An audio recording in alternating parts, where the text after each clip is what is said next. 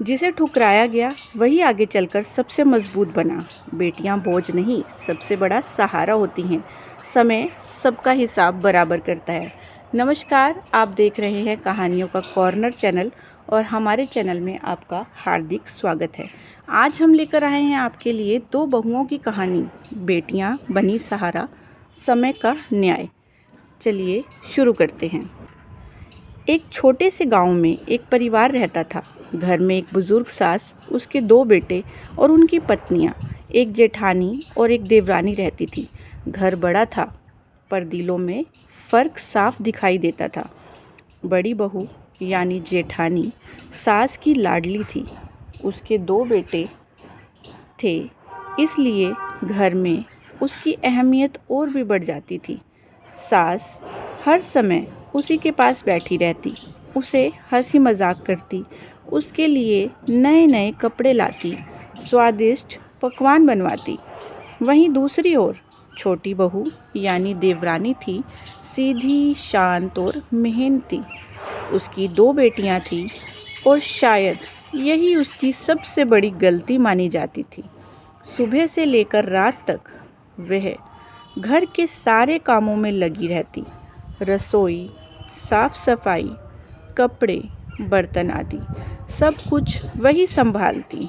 अगर घर में कोई मेहमान आ जाता तो सास तुरंत कहती, छोटी बहू तू चाय पानी बना ले, बड़ी बहू तू यहाँ बैठ, मेहमानों से बात कर, आगे चलकर तुझे ही तो सब संभालना है। छोटी बहू चुपचाप सुनती और बिना कुछ कहे काम में लग जाती। उसके मन में दर्द ज़रूर होता, लेकिन वह कभी शिकायत नहीं करती थी। संघर्ष और सहनशीलता इतनी थी उसमें कि उसका पति बाहर नौकरी करता था। वह महीने में एक दो बार ही घर आ पाता था। जब भी वह आता, उसकी पत्नी और बेटियों के लिए ढेर सारा सामान लाता, उनका ख्याल रखता, प्यार देता। लेकिन छोटी बहू ने कभी अपने पति को घर की सच्चाई नहीं बताई।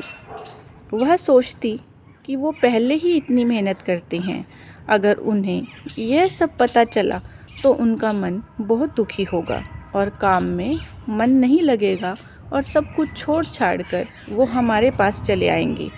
वह अपनी बेटियों को हमेशा यही सिखाती, बेटा हालात कैसे भी हों, हमें हार नहीं माननी चाहिए, मेहनत और शिक्षा ही हमारा सहारा है। घर का काम ख़त्म करके वो अक्सर अपनी बेटियों को कमरे में बिठाकर पढ़ाया करती और अच्छी बातें सिखाया करती।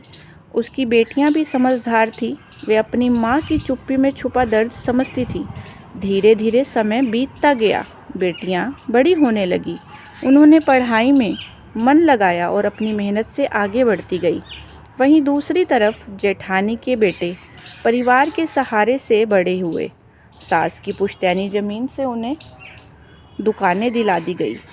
एक ने राशन की दुकान करी और एक ने बिजली की दुकान करी। सास का पूरा विश्वास था, मेरे पोते ही मेरा नाम रोशन करेंगे। लेकिन समय हमेशा एक जैसा नहीं रहता। कुछ सालों बाद वही छोटी बहू की बेटियां पढ़ लिख कर बड़े पदों पर पहुंच गई। वे आत्मनिर्भर, समझदार और मजबूत बन चुकी थी।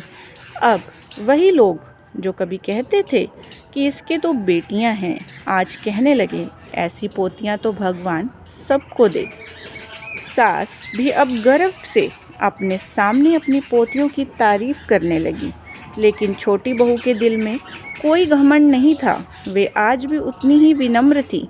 हालांकि छोटी बहू ने सब कुछ भुला दिया था, लेकिन उसकी बेटियां सब कुछ याद रखे हुए थी।